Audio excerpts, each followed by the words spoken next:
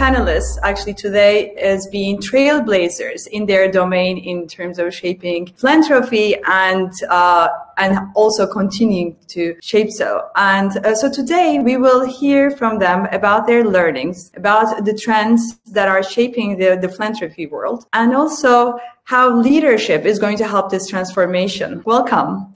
So today, because we are hosting the Image Summit in Turkey, we will kick off with Ayla. Ayla, you've been the CEO of Özyeğin Social Investments. It's actually one of the pioneering institutions which have helped shape philanthropy world in Turkey. Can you please tell us a little bit about that journey? Sure. Thank you, Ergem. It's wonderful to be here with my fellow panelists.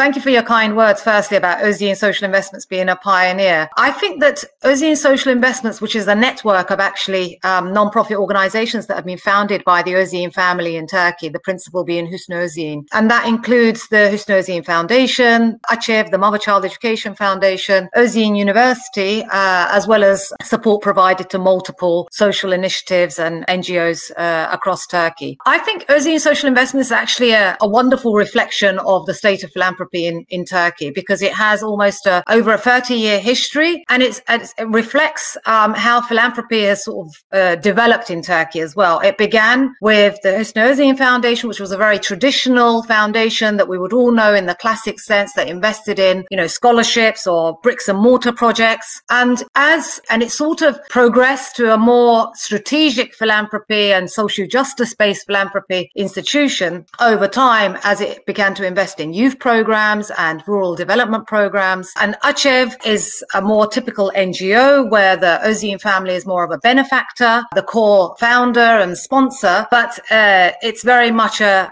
civil society organization in Turkey, working in the fields of early childhood. And finally, then we have the Özyeğin University, which was founded as a legacy institution in a way. And these are sort of like different types of institutions that we see across the landscape of philanthropy, not just in Turkey, but also across the world. The final thing, and maybe I'll talk in more detail about that at a later point, one of the final institutions that I can say reflects our philanthropic approach was a social enterprise that we set up, which was the IS Child Development Centers. But given the social enterprise and social entrepreneurship space in Turkey, unfortunately, it didn't really fulfill what we set out to do. So that's how we have grouped our philanthropy. And as I said, it's also a microcosm in the sense that there are different ways that we approach our philanthropy through these different institutions, which I think is particularly interesting as we look to the future in terms of how philanthropy is going to shape societies. And I think indeed society is going to shape philanthropy. It's very much a two-way process now. Thank you. So let's move from one geography to the other, to Saudi Arabia. Natasha, King Khalid Foundation has been very instrumental in curating and shaping, and your work has been very crucial in starting the third sector in the region. Can you please tell us a little bit about this, please? You're on mute. Sure. Thank you very much for having me here. And hi, everybody. Great to see you. Very much similar to what Ayla was mentioning about development of the nonprofit sector in Turkey. Saudi nonprofit sector only 15 years ago was not very developed in an institutionalized kind of way. The society is extremely philanthropic and giving, but institutions, nonprofit organizations didn't exist very much. There were only 200 registered nonprofit organizations in Saudi only 14 years ago. So our foundation realized that no matter how much donor money is available, if you don't have strong implementing agencies, there's really not much impact that you're going to do. So what we did 13 years ago, we said, you know what, we're going to stop all the grant making and let's just focus on building the third sector with other partners, obviously. And so that required a very comprehensive view and working on different parts of the ecosystem building. And that included capacity building for all the existing nonprofit organizations and anyone who actually was interested in working in the sector. It meant lobbying the government to change the rules and regulations, which were very cumbersome to establish a nonprofit organization. It meant building the trust in the society. I mean, there was a lot of, after 9/11, there was a lot of distrust in Saudi foundations, even internally, in terms of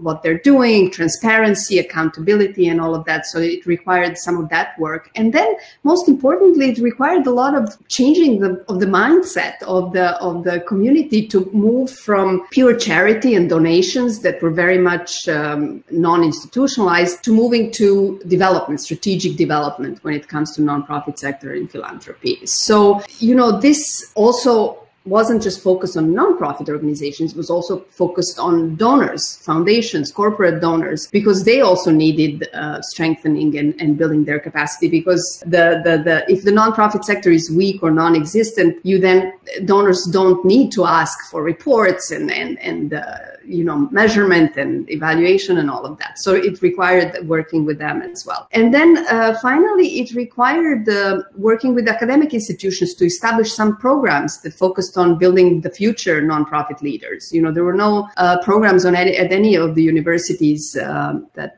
focused on this. So there was no pipeline, so to speak, of future nonprofit leaders. So overall, the process requiring identifying gaps and working with all these stakeholders, mobilizing them to make a difference. It took a decade to see a significant difference, but progress has been tremendous. As a result, we now have thousands of nonprofit organizations in Saudi Arabia. Establishing a nonprofit takes about 30 days. The government nonprofit sector has now been an integral and key part of the government's Vision 2030. So seen as a sector that's going to grow, offer more employment and contribute to the GDP. And overall, the progress has been tremendous. Now, that doesn't mean that still a lot of work has to be done. It needs to continue, but this was, we're at the good place right now. So systems change is not easy. It requires all the stakeholders working together, but the results always end up being better than doing things alone. Thank you. So, you know, I think both of these have shown us, you know, what these organizations have built over the course of time. So I'm, going to another geography, Antonis, your work with Guerrilla Foundation actually has been a bit of a different kind of philanthropy, because you're also focusing on a different geography, and B, it's about social movements. So can you please tell us a little bit about this? Yeah, sure. So I started the Guerrilla Foundation in 2016, and we had different kinds of areas that we were focusing on in the beginning. We were also doing some refugee aid in Greece and social entrepreneurship work in Greece, but then we said we're going to focus on one thing and decided to focus on civil society and social movements and activists in Europe. So we focus on activist groups that have a budget of less than 150,000 euros, because for those groups, it's quite difficult to find funds, in particular in Southeastern Europe. So we have shifted to try and fund more groups in South and Eastern Europe. Yeah. And we feel that this is where we can have the most impact. And I can talk about a lot of different things about what we do. And what we're trying to promote in the Philanthropic Center is more participatory kind of philanthropy, so that you involve the target groups in the decision making and in your strategy making, and try to meet your grantees or potential grantees eye to eye, and try to also counterbalance a bit these power imbalances in philanthropy. Thank you. So obviously we can't ignore what had happened last year, and you actually mentioned some of the important trends that's happening, how participatory philanthropy is changing, but also philanthropy world has been heavily impacted by COVID, and strategy had to be adapted. Ayla, how do you think, what were the challenges for you and your institution, and how did you tackle this? In terms of COVID, you mean? Yes. So the difference is, I think the type of organization that you are very much impacts your response and how well you deal with it. So, for example, the university, as with all the universities in Turkey, almost overnight, within 2 weeks, they had to shift everything online. That was a huge, huge learning curve. It wasn't something that was done by choice, but by necessity, as everyone did. For the Mother Child Education Foundation, which actually implements programs for low-income families across Turkey, it was far more challenging. And it not only, all the challenges challenges that everyone faced in terms of working from home, etc., but actually trying to continue providing support and services to those that are in the field, your beneficiaries as they were, and shifting existing modes of operation to this new reality was very challenging. But I'm very proud to say that given that Achev was a learning organization and an agile organization and the leadership, they were able to shift that. And today we're one of the organizations that are continuing to provide services in some form. But what we did with the more, if you like, the traditional work is we tried to, the traditional foundation, the family foundation, is we looked at the needs that were emerging. Obviously, all the big corporates in Turkey, the big philanthropists, they all, in the initial flurry of sort of like emergency funding, helping health workers, providing PPE, providing support to hospitals. As with many large organizations in Turkey, we did that. But that was really only in the first couple of months. And then people started to think a bit more. I don't want to overuse the word strategically, but at least mindfully. And we looked at, what were the needs that were going to remain, beyond the short term, and what were the challenges that we were going to face beyond the short term. And, unfortunately, I don't think anyone expected that this would carry on as long as it did. And now we know that it's going to probably be even longer. But then we started to look at the needs in education, and we started to support the schools that we had donated to the Ministry of Education, and could we set up computer labs so that at least children that were able to continue going to the schools at least once or twice a week, that didn't have access to digital access at home to be able to continue with their education, were able to participate in education through these external labs. So I think COVID has been a huge learning curve for many of us, and it will continue to be. One thing that I would like to pick up, and this is sort of outside of Özyeğin social investments, but more looking at landscape, and I think it is going to have implications and ramifications beyond the next year or so. And that is the real localized action, the community organization. I mean, in the UK, in a lot of countries in Europe, in the US, we've seen this as well as in Turkey, where you have local communities that have sort of banded together to provide help and support for vulnerables in their communities. And in the UK, they're called mutual aid organizations. And these are not formal organizations. These are not like, they don't have charters and hierarchies or so on. It was literally people saying there's it's almost like a war effort. People saying there's something that is impacting my next door neighbor or the people that live on my street, and how can I help them? And the beautiful thing about this is that it wasn't really, it was completely grassroots. It wasn't guided by a government or a big philanthropic organization. It was people literally acting on their guts and their feelings, and showed that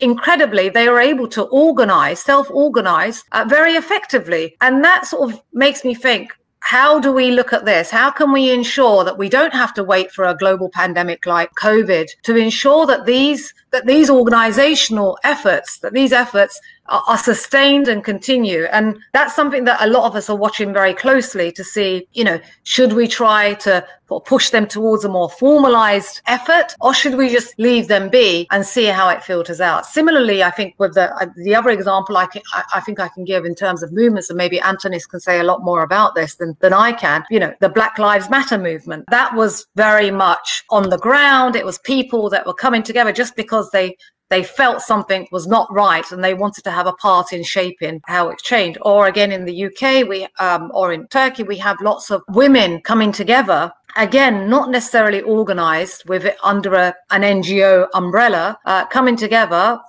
In the UK, we have the Sarah Ebard, murder, and women wanted to protest and do something about this, and they have come together. So these are, I think, the trends that we need to be watching very closely. And as philanthropists, seeing how can we support this without taking over and without sort of like reducing the soul of those initiatives, if you like. Thank you. I think COVID has really brought us together in ways that we didn't expect, and we certainly shouldn't need these big and unfortunate events to bring us together. But Natasha, how did your organization, and all of us actually had to change and adapt overnight, like Ayla said, the university stopping overnight and everything is changing. How did agility sort of play in your work and changing strategy that you built over such a long time? Well, what we've done, I see a lot of similarities with what Ayla is talking about. So I'm going to try not to repeat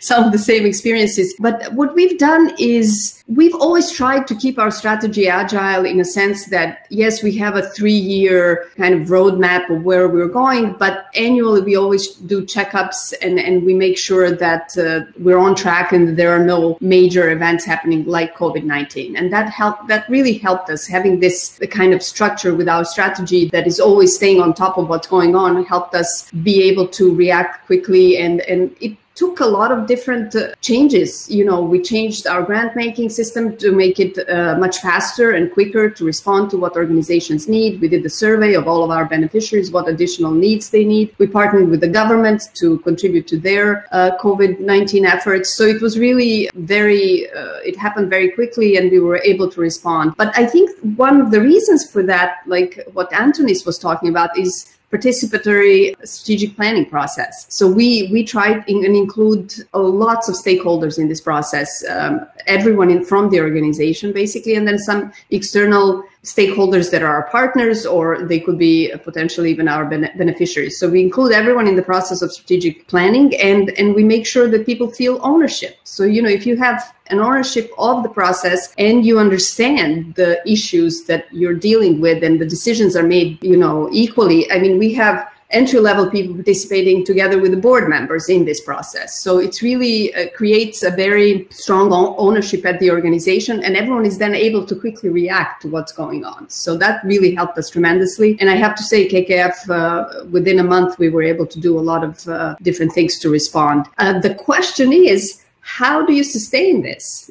How do you sustain this internally within our organization? And then also, how do you sustain some of these successful programs externally? I mean, one of the examples is our grant making process is now much faster. And now we're asking ourselves, why wasn't that the case before? Why did it take 2 months before and now it can take 2 weeks to process a grant? So some of these things, hopefully we will be able to learn from the process and see how we can make it sustainable. In terms of coming together as a society to respond to emergencies, I think some of that will always stay in an area of emergency. That's what emergencies are. They bring people together. But I think there are a lot of lessons that we can all learn that we can take for the future towards systems change in all kinds of systems, health, education. We've seen now economic development that many of them don't work. And I think another important aspect of another kind of positive thing, if I can say, in all of COVID, is it has shown us that we can't do anything alone.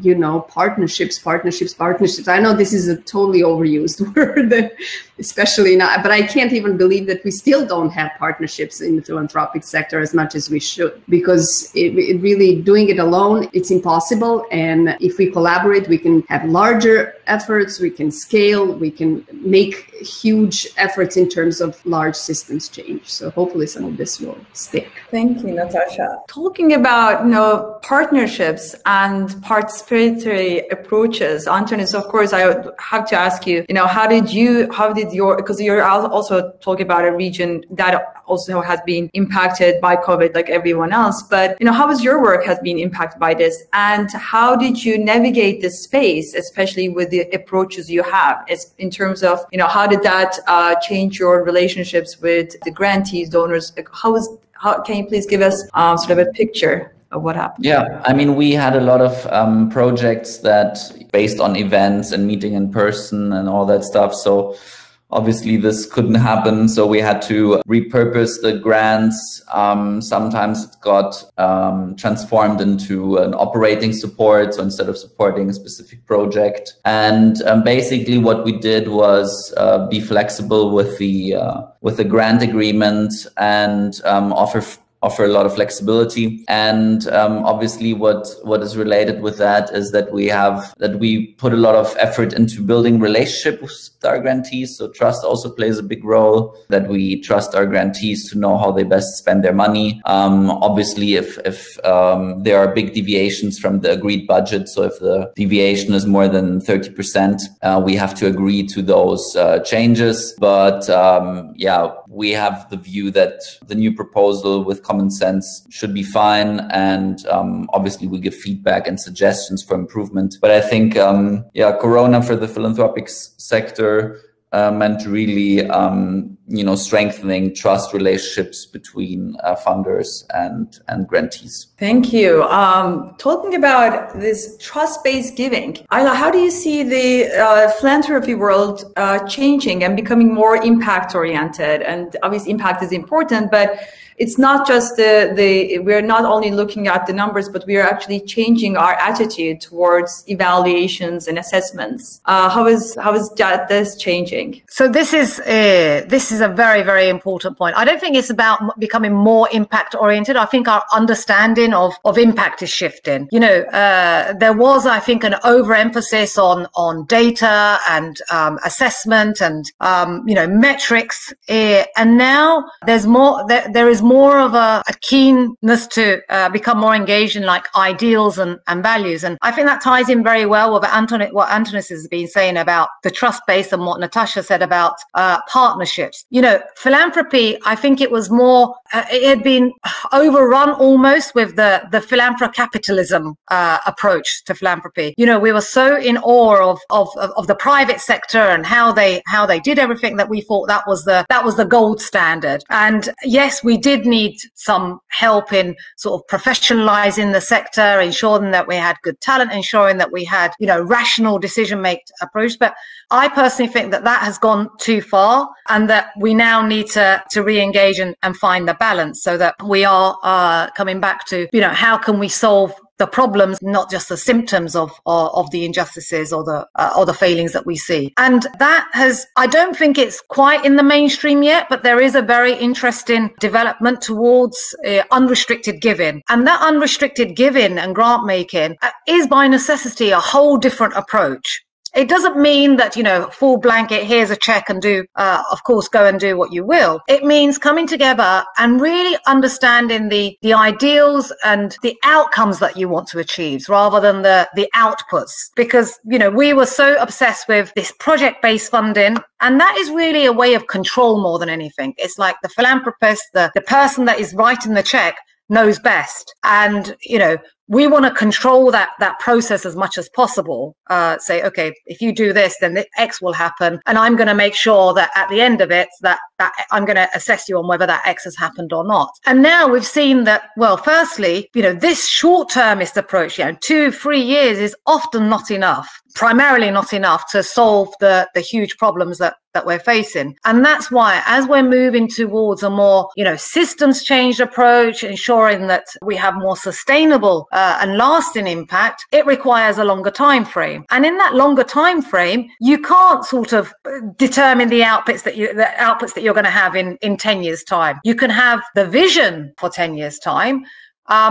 And that means that you just work with great people, with people that you trust, with people that, share the same values. And that's what I'm hoping that we're going to move towards. It's not going to be easy. I think that the way that we're set up often is with like the old approach, if you like, and shifting to that new approach. It means investing much more in people and organizations, not the classic capacity building approach we used to have, where, capacity building just meant ticking off boxes of whether people had undergone project management training or log frame analysis training. It's a lot more time and effort spent in building relationships. And that's, it's difficult. It's difficult, especially if you come from like a very rational based understanding. Shifting that rational to more what is relational can be difficult. But I'm hopeful, because it's not just in the philanthropy sector that this is happening. I can see this in, all types of sectors, including the private sector, as there is a shift towards more values-based, creating shared value and more enlightened capitalism, if you will. I think that also brings me this, going back to Natasha, your point about partnerships. How do you see the private and philanthropy world coming together? Because clearly what Ayla is saying is about a different approach. So what are some of the trends you're seeing in your work about the new partnerships and how they're going to shape philanthropy going forward? I love what Ayla was talking about when she was talking about unrestricted giving and changing a mindset. I completely agree with that approach, and it's difficult because it requires a much closer partnership between the donors and implementing agencies and becoming really working together much more closely. And that extends to other stakeholders. We're seeing the private sector now definitely enter our field. We used to always try and enter their field and learn from them, but now they're trying knocking at our doors and saying, hey guys, help us. We have to figure out this sustainability question and how we integrate sustainability into the corporate world. So I think we're starting to merge, and I think that's very important. I think that we all need to meet at some point all the different sectors in order to be able to have significant change. So I think some of the main reasons that the corporate sector is much more open to this is their awareness of sustainability and the requirements for reporting, the requirements from the government, requirements from investors that there are sustainable practices among corporate sectors. So they're realizing that they need to be doing something, and they need to incorporate sustainability into their DNA together with their commercial strategy. So basically, like Ayla said, create shared value for everyone. This will help the nonprofit sector as well, or the social sector, because, if they have better practices, then they're not doing so much damage, whether it's environment, whether it's employment, whether it's supply chain, you name it. The second reason for, I think, increased interest in the corporate sector for partnering with philanthropic organizations is SDGs. I have to say that they have provided a common language, so to speak, that both philanthropists and corporates can use in terms of what needs to be done and what are some of the goals that we all have. So SDGs, I've noticed, especially in Saudi and the Gulf in general, they have become now common language. 2 or 3 years ago, nobody was even aware of SDGs in the region. So I think that has made a significant difference, because now we have something, a framework around which we can come together. So collaboration is not easy. It's difficult, but, as the old saying says, together, we can do it fast alone, but we can do it much better together. So I think it's worth the effort. In our foundation, we've tried to partner with corporations on different programs. Some involve grant making. We create a fund together and then provide grants. Some involve other types of support, other resources, knowledge, expertise, data sharing, and all of this. One thing that we try to do is not create solely funding programs together, because we think if corporate sector is a partner with us, then there is a better understanding on all sides of what's involved, what it entails, and what the results should be, and how we can all move together. So the key things, at the end of the day, the question is how do we do this, and how do we do it successfully? And I think the key is open communication with all the stakeholders. The key is, regular contact and setting the goals and objectives together. Like Ayla said, as long as we have the end goal together in mind, then we can figure out along the way how we do this best. So it's not easy, but I think I'm hopeful that it will even increase even more in the future. I think hope brings us all here and helps us move forward, definitely.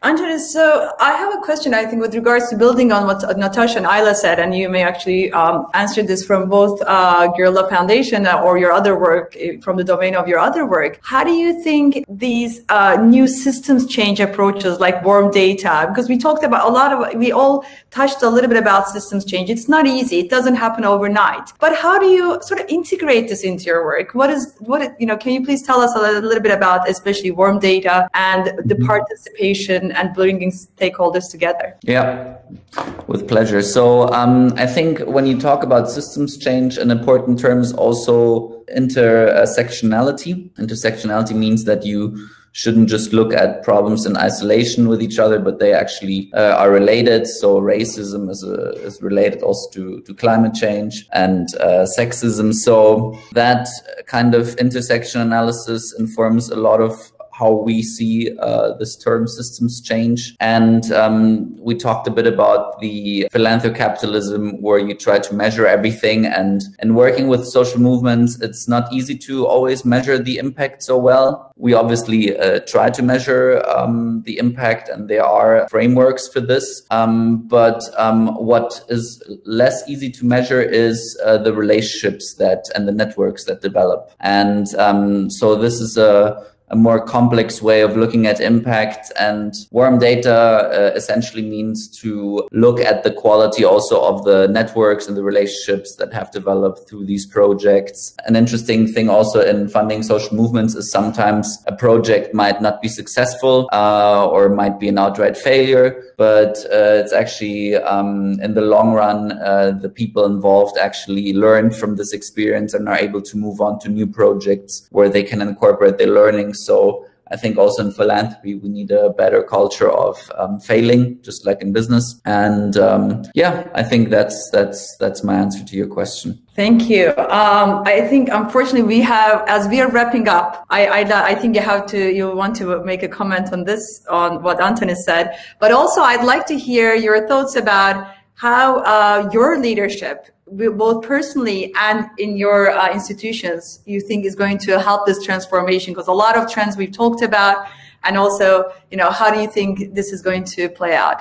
So let me just first start by commenting on a couple of things that Antonis said. This systems change approach has been around for a number of years. I don't think that we actually have enough examples of how it can work and how it can be successful. But there is one thing that we haven't really talked about in this session, at least, is that if you require system change, it has to be about advocacy. You have to integrate advocacy and policy change into your work as well, and engage with the public sector.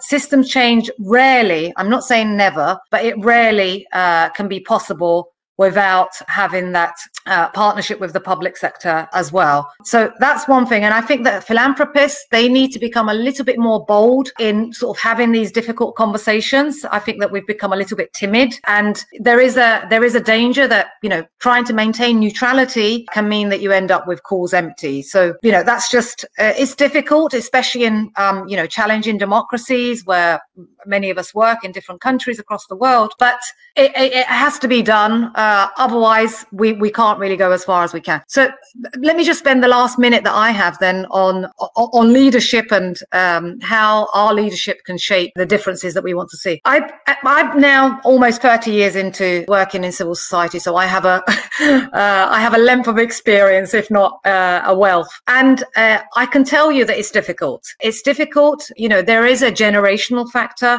We've grown up with certain models and ways of doing things, and how people have, applauded us for the way that we do certain things. And now that the times are changing, sort of shifting the way that you do things, even shifting your language, shifting the way that you interact with your colleagues is difficult. And because there are certain things that become just so embedded, not just in the culture of your organization, but in your own personal characteristics, that, the only thing that I can say is continue trying to be open as much as possible, and open to your own failings, and engage as much as possible with the younger generations. I mean, I've tried to spend more time over the past couple of years in really listening and engaging, and not just, giving lip service to it, but really trying to take on board. And I think that's helped shift my understanding of it. And all this stuff that we're talking about, the trust base, that's really emanated from that, because I can see that, the younger people, they want to get their hands dirty. They want to be engaged. They don't want to just take orders. And that's,